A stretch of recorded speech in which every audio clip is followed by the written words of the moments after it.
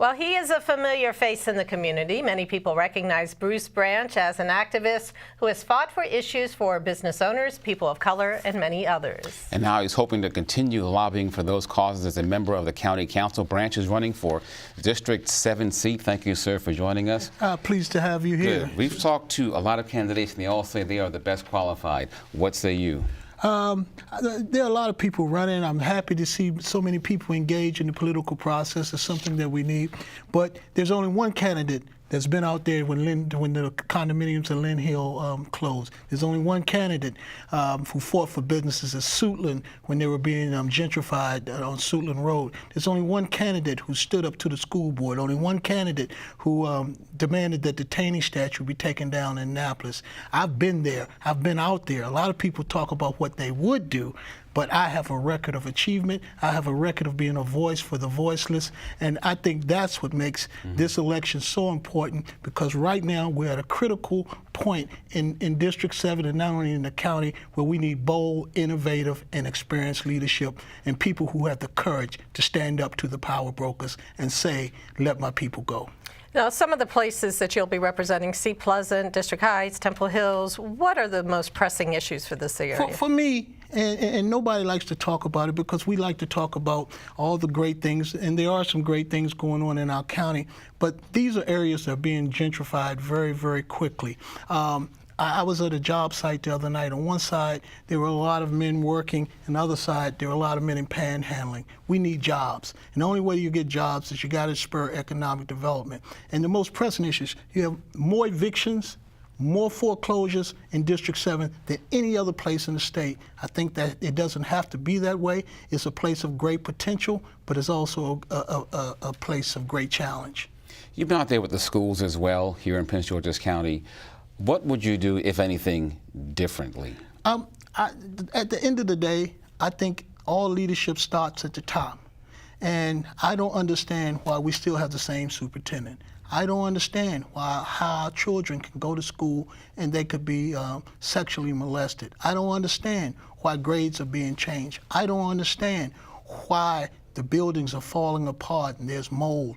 I think that we have to return the school system to the hands of the people.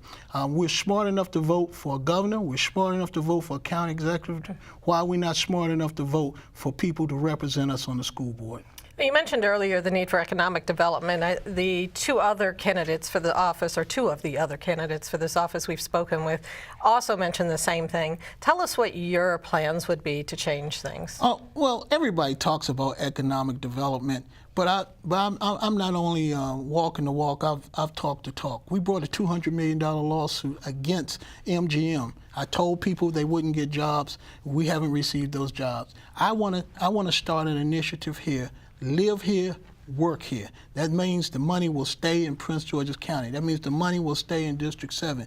You can't go to China, you can't go to any other jurisdiction and have these massive building projects, $1.2 billion in the MGM casino, and the people of the community don't receive the jobs. The people of the community don't receive the contracts.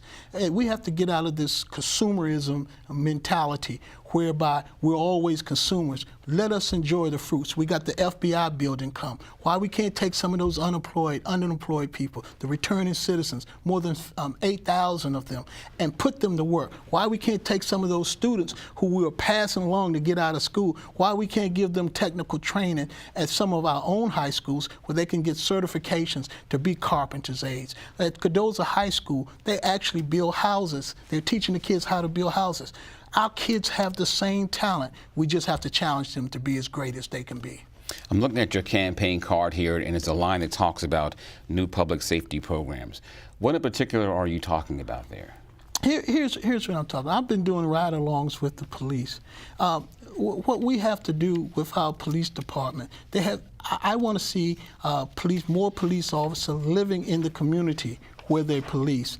I think we can build a better relationship. I want to put together a big game between, right now in America and across the country, as we all know, there's just distrust in the community about the police. I want to see more programs, and I've been working with the current chief, hopefully, and Sheriff High, to bring these matters together so that we can start talking, have some honest discussions about domestic violence. We can have some honest discussions. You know, most people think of domestic violence only impacts women, but it also impacts men in a great way. And you're going to be filing soon, I understand? Yes, sir. Okay. We'll be in the next 2 weeks. We're going to be filing. We believe this is our time. We're working with a lot of other major candidates that are in the race for county executive, and what we want to do is to bring about a new change where party bosses don't select our candidates, but people who actually from our community select our candidates. All right, Bruce Branch, thank you so much for joining us. Thank you today. so much for having me. And for more information on Mr. Branch, you can go to votebrucebranch2018.com.